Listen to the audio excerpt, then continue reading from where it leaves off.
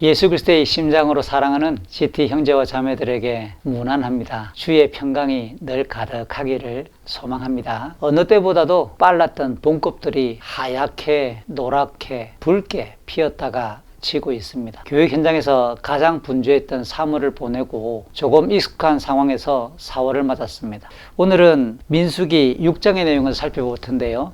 전체 내용을 다 읽기가 시간이 지나가니까 제가 앞부분과 마지막 부분만 먼저 읽어드릴게요. 민수기 6장 1절과 2절 그리고 마지막 22절부터 27절의 내용을 읽어드립니다. 여호와께서 모세에게 말씀하여 이르시되 이스라엘 자손에게 전하여 그들에게 이르라. 남자나 여자가 특별한 서원 곧 나실인의 서원을 하고 자기 몸을 구별하여 여호와께 드리려고 하면 22절 이유입니다. 여호와께서 모세에게 말씀하여 이르시되 아론과 그의 아들들에게 말하여 이르기를 너희는 이스라엘 자손을 위하여 이렇게 축복하여 이르되 여호와는 내게 복을 주시고 너를 지키시기를 원하며 여호와는 그의 얼굴을 내게 비추사 은혜 베푸시기를 원하며 여호와는 그 얼굴을 내게로 향하여 드사 평강 주시기를 원하노라 할지니라 하라. 그들은 이같이 내 이름으로 이스라엘 자손에게 축복할지니 내가 그들에게 복을 주리라. 아멘.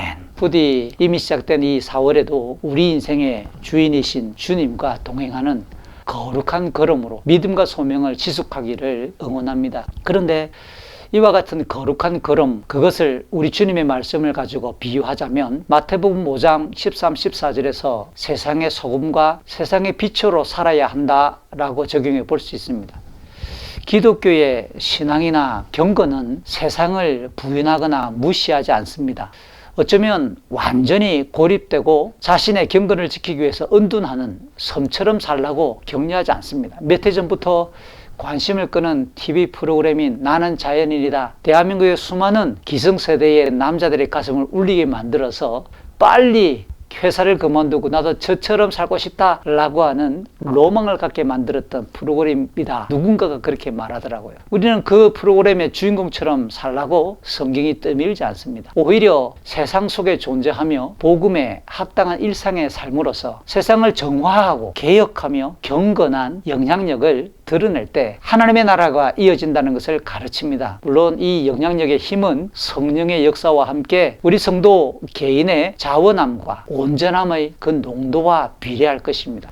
올해 우리가 차근차근 함께 살펴보고 있는 성경인 민수기는 출애굽한 뒤 이스라엘이 하나님의 언약 백성이 되어서 약속의 땅인 가나안으로 가기 위해 광야를 지나가는 이야기입니다. 코로나19의 상황이 1년 이상 지나며 피로감이 가중된 우리의 삶을 마치 광야길로 비유해서 그 성경 속에 포함된 교훈들로 경건의 지표를 삼고자 했기 때문입니다. 그 첫 내용인 민수기 1장에서는 이스라엘이 더 이상 혹독한 탄압을 받던 무기력한 노예가 아니라 기품 있고 당당한 하나님의 백성이며 군인이라고 하는 정체성을 강조했습니다.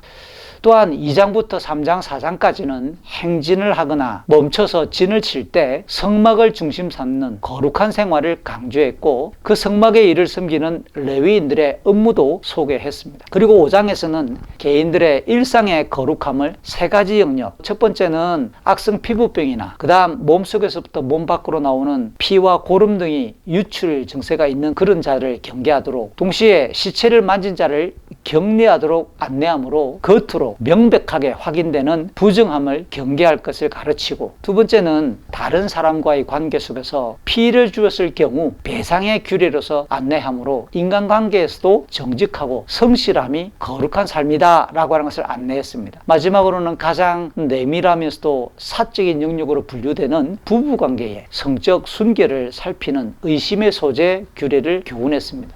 그 내용은 결국 하나님의 백성들은 겉으로 드러나는 우리의 모습과 일상의 행위들, 심지어 얼굴 표정이나 언어까지도 그리고 다른 사람들과의 관계를 형성하는 모든 일들 속에서도 동시에 은밀한 욕구, 마음의 동기, 품은 속생각 그것을 상징하는 실제로 부부관계까지도 거룩해야 될 것을 가르쳤습니다.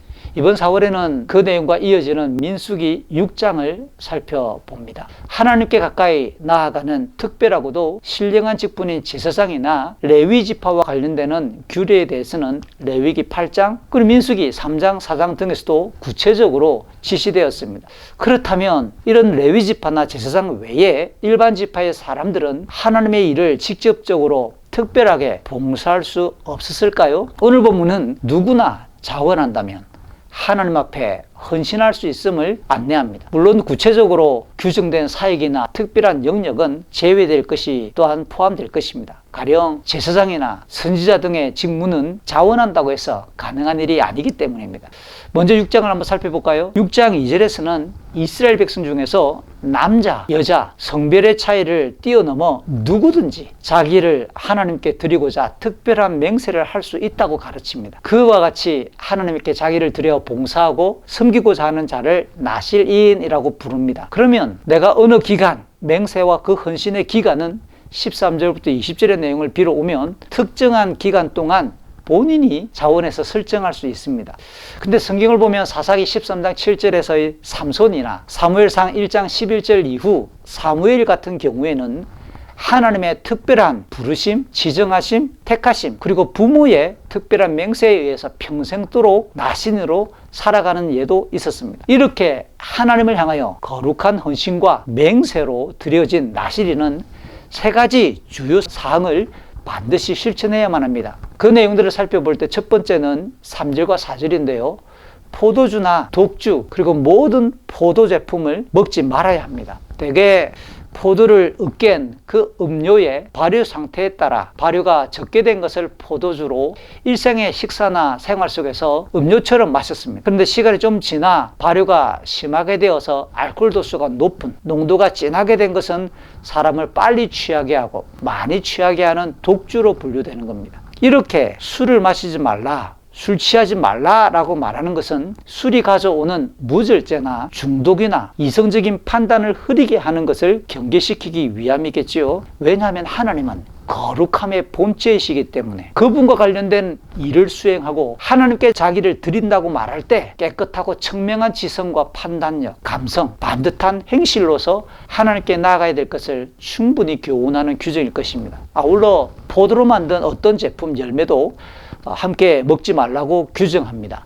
그런데 이 포도로 만든 잼이나 포도로 만든 어떤 빵이나 과자 등과 같은 이 음식들은 이스라엘 사람들이 가장 즐겨 먹거나 잔치 때 빠져서는 안 될 만한 가장 요긴한 제품이고 음식입니다. 그러니까 평상시에 그들의 삶을 즐겁게 만들고 몸에 힘을 줄 수 있을 만한 즐거워하고 즐길 수 있는 기쁨을 포함하는 규정으로 볼 수 있습니다. 그러므로 내가 죄가 아니고 하나님의 일반적인 복이고 은총이지만 즐길 수 있고 기쁨을 누릴 수 있지만 그것까지도 절제하고 스스로의 취미와 기호와 기쁨까지도 절제하도록 안내하려는 의도가 포도로 만든 그 어떤 제품도 먹지 말라는 규정에 포함된 의도일 것입니다. 두 번째 나실인이 주의해야 될 사항은 5절인데요. 머리털을 깎지 말아야 합니다. 일반적으로 성경에서 머리는 주권을 상징하기 때문에 이 규정은 헌신의 기관과 그 헌신의 일을 수행하게 될 때 하나님의 주권을 돋보이게 하는 규정으로 기억됩니다. 게다가 긴 머리털을 보게 되면 이 말씀에 따라 누구나 다른 사람들이 저 사람은 하나님께 자기를 지금 드리고 헌신의 기간을 갖고 있다라고 하는 것을 알리는 효과가 있을 겁니다. 그러므로 인해 하나님께 헌신하는 자를 격려하고 응원하도록 다른 사람들을 위한 배려이기도 합니다. 물론 본인도 머리를 길게 기름으로 인해 스스로의 영적 정체성을 해이해지거나 지칠 수 있거나 피곤함이 몰려올 때도 하나님을 대상으로 헌신하고 작정했으며 맹세했다라고 하는 그의 신앙의 중심을 지켜주는 그 효과도 분명히 포함될 것입니다.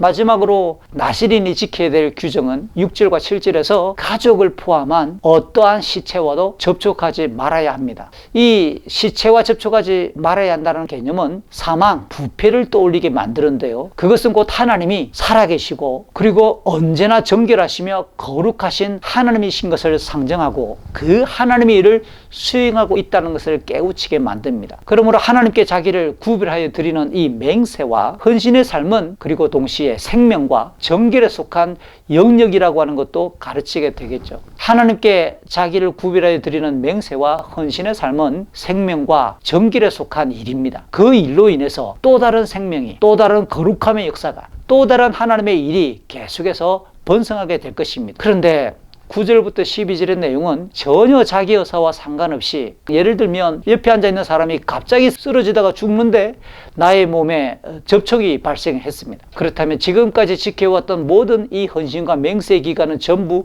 무효가 됩니다. 7일 동안의 정결기간을 지난 뒤 머리털을 밀어야 되고, 8일째에는 산비둘기나 쥐비둘기 새끼 2마리로서 번제와 속죄제를 드려야 하고, 1년 된 수양을 제물 삼아 허물을 하나님께 보상하는 속건제사도 드리면 다시 새롭게 본인이 약속했던 기간을 시작할 수 있고, 그 기간이 비로소 새롭게 리셋되어 시작되는 겁니다. 이런 규정들은 8절에 의하면 나실인 맹세가 비록 강요한 것이 아니라 자원함으로 시작됐지만 얼마나 철저해야 되는지, 온전해야 되는지를 충분히 알려줍니다. 그것은 맹세를 받으시오 믿음의 대상이신 하나님이 거룩하시기 때문이며, 자기 편의적이거나 자기 중심적이지 않아야 될 것을 강조하는 규칙이겠죠. 그러면 나실인의 맹세 기간이 모두 마무리되면 어떻게 마무리하고 또 어떤 의식을 진행해야 될까요? 13절부터 20절의 내용이 바로 나실인의 맹세 기간을 무사히 마치고 나서 헌신의 기간을 종료하는 4가지 제사를 안내합니다. 1년 된 수양으로 번제를 드리고, 연이어서 1년 된 암양으로 속죄제를 드리면서 수양으로 화목제사를 드리고, 마지막으로 누룩을 넣지 않고 대신 기름을 섞어 만든 빵과 과자로서 소제를 드립니다.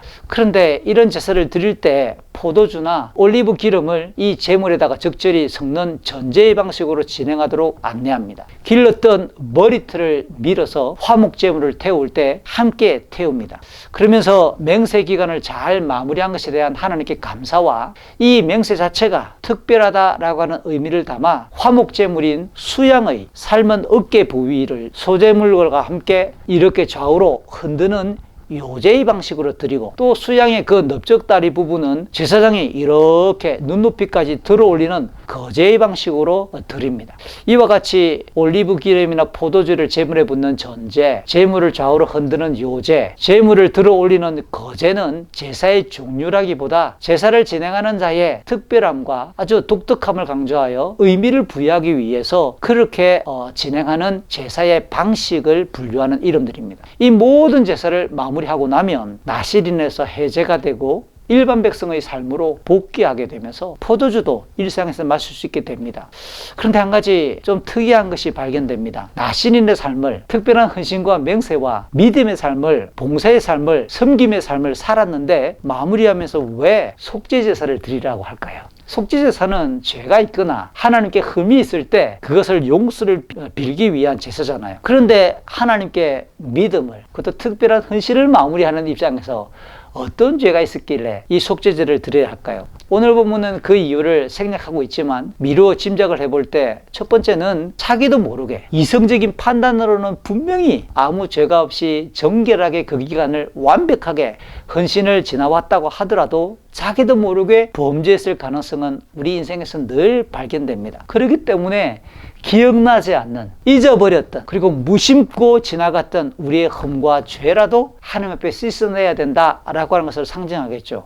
비록 자원함과 온전함으로 헌신했더라도 하나님 앞에서는 언제나 부족할 뿐이다. 주님이 무익한 종에 비유해서 주인이 시킨 일들을 모두 감당하고 난 이후에 그 다음 고생했으니까 얘야 와서 밥 먹어라 라고 말하는 주인은 없다라는 겁니다. 오히려 바깥 일을 다 마치고 들어오면 주인이 먹어야 될 음식을 준비하고 차려놓고 나면 그리고 주인이 다 먹습니다. 주인이 음식을 먹을 때까지 시중 들고 그런 이후에야 비로소 그 종은 먹을 수 있는데, 종은 스스로를 가리켜서 무익한 종일 뿐입니다 라고 말하는 그 당시 사례로서 하나님 앞에 부름받은 성도의 삶을 주님은 무익한 종으로 비유했습니다. 그것처럼 나실인의 삶을 마무리할 때에도 이 속죄제를 드림으로 자기가 그동안 충성했고 헌신했음에도 불구하고 주님 연약할 수밖에 없습니다, 늘 결핍될 수밖에 없습니다 라고 하는 것을 가르쳐주는 겸비함을 위한 교훈으로도 보여집니다. 한 가지 더 나실인을 마무리하고 종료하는 데 속죄제를 드리려고 명했던 이 이유를 보면 스스로 헌신한 이 나실인의 삶을 자랑거리로 삼아서 자기 의로 여겨 떠벌리고 다니지 않도록 늘 하나님 앞에 앞서 이야기했던 무익한 종으로서 경비함을 유지할 수 있도록, 그것을 개인의 업적으로 어떤 직분을 받았다, 내가 어떤 일을 했다, 내가 어떤 경험이 있다,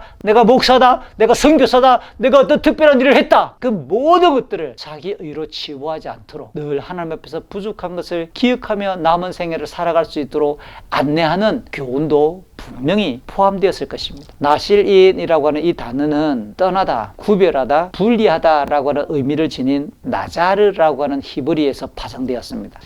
그래서 분명한 것은 앞에도 여러 번 강조했지만 믿음과 우리 헌신의 대상이 바로 거룩과 영광의 본체이신 하나님이심을 강조합니다. 그 기간 동안 서원하고 맹세하며 하나님 앞에 나아가는 그 기간 동안 하나님께서 특별히 받으시도록 철저히 온전하게 구별되어야 합니다. 그러므로 적극적으로 인간적인 자기의 명예 등을 앞세워 맹세하거나 서원하는 것은 금해야 될 것입니다. 성경에서 맹세와 관련된 몇 가지 사례를 한번 살펴볼까요? 사사기 11장에는 입다가 사사로 세워진 이후에 전쟁을 앞두고 하나님께서 이기게 해주시면, 여기까지는 믿음의 표현으로 맹세로 보여집니다. 그런데 뒤이어 집으로 왔을 때에 자기를 가장 먼저 맞이하는 사람을 하나님께 인신제사, 사람을 불태워 제물로 드리겠다라고 하는 경솔한, 그리고 그 시대에 이방 나라들이 종종 실행했던 악한 그 제도의 영향을 어쩌면 도용해서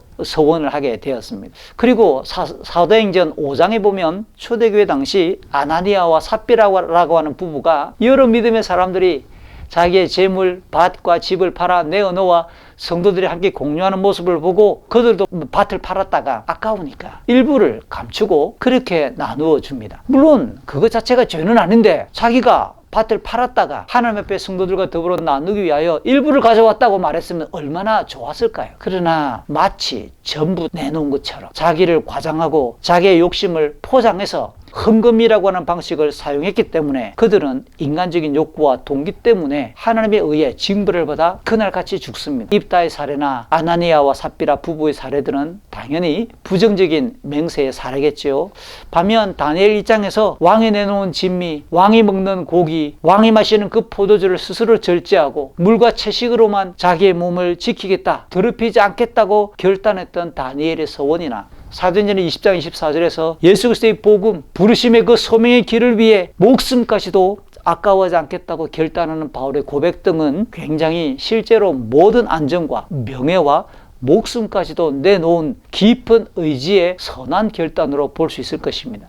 이렇게 성경에서는 구약의 사사들, 신약에서는 세례 요한, 그리고 바울 등이 나실인적인 삶을 살았다라고 간주할 수 있습니다. 특별히 주 예수 그리스도의 삶은 하나님의 구원 역사를 위해 완성하시는 자원함과 온전함으로 하나님의 나라를 이루시고 우리를 향한 속량의 걸음을 완주하신 분명한 나실인적 걸음이었다라고 우리가 적용할 수 있습니다. 이상과 같이 스스로를 특별히 거룩하게 구별하는 나실인 규례 이후에 6장 마지막 제가 읽어드렸던 22절부터 27절은 제사장의 축복 규례입니다. 그런데 왜 하필 백성들에게 제사장이 축복하는 이 축복의 선언이 나실인 규정 뒷부분에 생뚱맞게 붙어 있을까요? 이것은 아마도 하나님께 구별된 삶, 자기를 드리고 헌신하는 믿음의 소명의 삶을 사는 것이 때때로 고통이 따르고 고난스러우며 불편할 수 있습니다.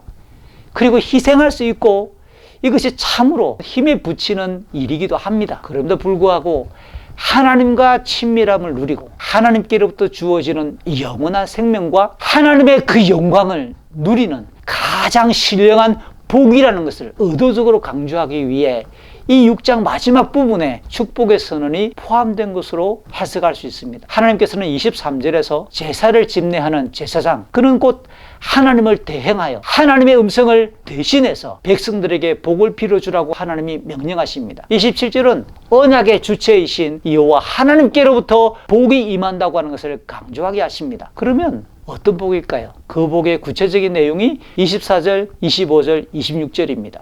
우선 24절은 여호와께서 자기 백성들을 지키시고 보호하신다고 말합니다. 구약에서 자녀의 출생, 그리고 농경사회 속에서 풍년, 건강, 이 땅에서 누리는 모든 물질적인 부요나 형통 등 모든 필요를 채워주시고 공급하시는 전체가 곧 하나님의 복으로 설명하고 있습니다. 그러니까 무엇을 먹고 살 것인가, 생활의 방편, 우리의 생명과 관련되는 생존, 이 모든 것에 대한 주권은 오직 하나님께 달려 있습니다. 우리의 노력, 투자의 방식, 어떤 요행, 어떤 기회를 따라 어쩔 수 없는 재수 또는 여러 가지 다른 어떤 요인이 있는 것이 아니라 하나님에 의해 이 땅에서의 생존과 생활이 달려있음을 오늘 본문은 명백하게 가르칩니다. 그래서 24절, 여호와는 자기 백성들에게 모든 이 땅에서의 삶과 생명까지도 주관하시고 지키시고 보호하시는 하나님, 주권자이신 하나님을 선언하고 그것을 알려주는 것 자체가 복입니다. 두 번째 25절은 그 여호와께서 얼굴을 비추신다고 설명합니다.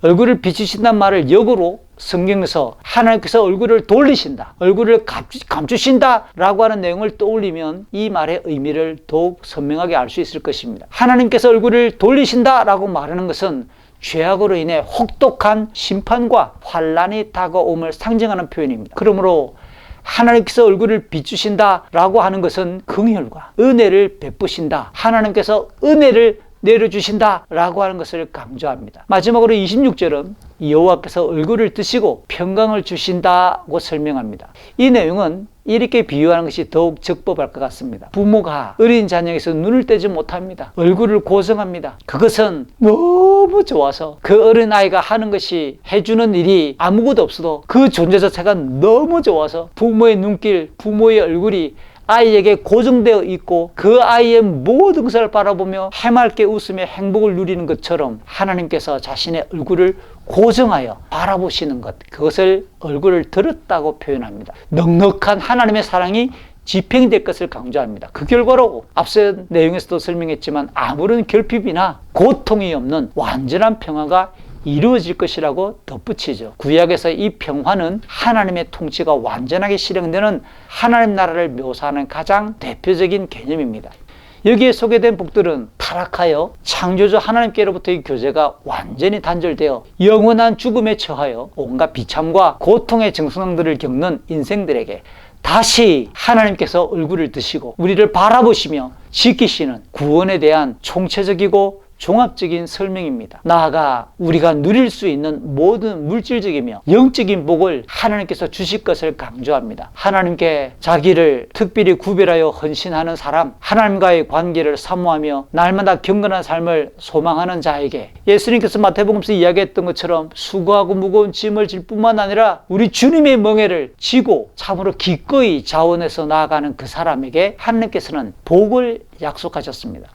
히브리서 11장 6절에서도 하나님께서 살아계시고 그 하나님께서 통치하시며 그 하나님을 믿으며 나오는 자에게 상을 주시는 하나님이심을 명백히 교훈하고 있지 않습니까? 이런 축복의 내용은 실제 교회 역사에서 예배를 마무리할 때, 주일 공예배를 마무리할 때 되게 많이 쓰는 고린도서 13장 13절 주 예수 그리스도의 은혜와 하나님의 사랑과 성령의 교통하심으로 시작되는 고린도서 13장 13절과 함께 오늘 본문 민수기 6장 22절 이하에서 27절까지의 내용은 가장 많이 축도의 내용으로 선포되고 활용되고 있는 내용입니다. 지금까지 하나님께 자기를 특별히 구별하여 헌신하고 맹세한 나실인의 규정을 살펴보았습니다. 조금 전에 언급했듯이 예수 그리스도께서 가장 온전한 나실인이셨기 때문에 그분의 대속을 힘입은 성도들도 신령한 삶, 거룩한 삶, 경건한 삶을 힘쓰는 영적인 나실인들입니다. 그래서 주님의 나라와 경건의 유익을 위해 기쁨과 자원함으로 헌신의 삶을 살아가는 것을 우리는 소명이라고 말합니다. 그러므로 기껏해야 이 땅에서의 먹고 마시는 생활의 양상에 우리의 마음과 우리의 시간과 우리의 물질을 빼앗기지 맙시다. 믿음은 본디 하나님이 영원하시기 때문에 영원을 주목하는 겁니다. 하나님의 뜻이 무엇인가에 집중하는 것입니다. 그러기에 당연히 이 땅에서는 희생과 절제와 고통이 표지처럼 우리를 뒤따르는 것이 정상입니다. 불편함을 자연스럽게 인정하고 원하지 않았던 고통이 따라올 때 우리는 하나님의 백성으로서 훈장처럼 여길 수 있어야 한다는 거죠. 사도 바울이 고린도전서 9장 19절과 25절에서 말합니다. 그는 자유인입니다. 주 예수 그리스도 안에서 그 어떤 것도 자기를 억압할 것이 없는 죄와 죽음마저도 그를 조종할 수 없는 자유인으로 선언합니다. 그럼에도 그 누구에게도 매이지 않지만 많은 사람을 얻고 복음을 전하기 위해 스스로 다양한 사람들의 종이 되었다고 선언합니다. 모든 삶의 영역에서 철저하게 절제한다고 고백합니다. 당시 고대 스포츠 제전에서 조금 있으면 시들어버릴 나무 이파리로 엮었던 면류관을 얻기 위해 운동선수들이 얼마나 자기를 절제하고 철저하게 땀 흘리며 훈련하는지 그 상황을 비교하며 그렇게 철저하게 자기가 누릴 수 있는 것을 절제하고 금욕하고 하나님의 복음을 전하기 위해 그렇게 훈련하고 열심히 달려간다라고 선언하면서 영원히 썩지 않을 면류관이 기다리고 있다고 그는 덧붙이고 있습니다. 맞습니다. 우리는 영원한 하나님의 약속을 근거 삼아 이 땅에서 다소 불편을 선택하는 성도들이고 GT 사람들입니다. 그럴 때 세상은 우리를 쳐다볼 것입니다. 세상과 똑같다면 세상은 굳이 우리를 쳐다볼 이유가 없습니다. 세상이 우리를 쳐다볼 수 있는 근거는 그들과 다른 목표, 그들과 다른 삶의 방식, 그들과 다른 이유로 고통을 겪거나 그들과 다른 삶의 모습을 보여줄 때 세상은 우리를 쳐다볼 것입니다. 그러면서 조용히 나와 왜 우리랑 다른데라고 물어올 때 베드로가 가르쳤던 것처럼 온유하게, 거룩하게, 친절하게 대답할 수 있어야 될 것입니다. 그것이 서두에 인용했던 세상의 소금과 빛으로 이 땅을 살아가는 우리 성도의 삶의 방식일 것입니다. 4월입니다. 나실인, 우리도 나실인의 규정의 주제처럼 자원함과 온전함으로 거룩과 영광의 본체이신 그 하나님 앞에 소명을 뚜벅뚜벅 충실히 이어갈 수 있기를 우리 주 예수 그리스도의 이름으로 여러분들을 힘껏 응원합니다.